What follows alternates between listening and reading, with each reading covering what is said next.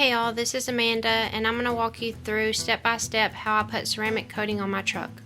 I really wanted the extra protection and extra gloss that ceramics offer.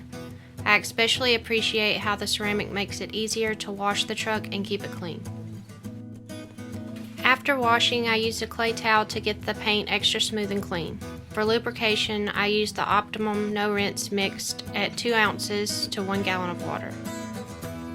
Then I moved on to polishing. I used a Rupes Bigfoot with a charcoal finishing pad. My paint was in pretty good shape, so I was able to skip compounding except for a few areas that were scratched. I used a pad washer to clean the pad between each body panel. I used the Optimum Intensive Polish. One spray of the product will polish a door or half of the hood.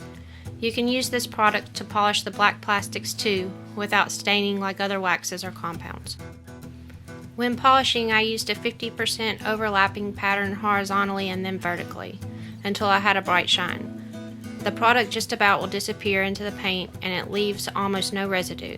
What is left just wipes off. Once the truck was polished, I sprayed it down with isopropyl alcohol. It's important to get the truck spotless so that the ceramic will bond to the paint. I chose to use Optimum's gloss coat. It is harder than the paint. It's 100 times thicker than the wax, and it lasts about 2 years. For those 2 years, the paint will be easier to clean, easier to keep clean, and it's very resistant to staining. You start by priming the pad with drops in an X pattern. Then I add about 5 drops to the leading edge of the applicator. I applied the gloss coat one body panel at a time. The applicator will squeak a little if it gets too dry, so just add 3 to 5 drops. You need to have a good light so you can see the product going on. It will leave a snail trail as you go. Gloss coat will flash in about a minute.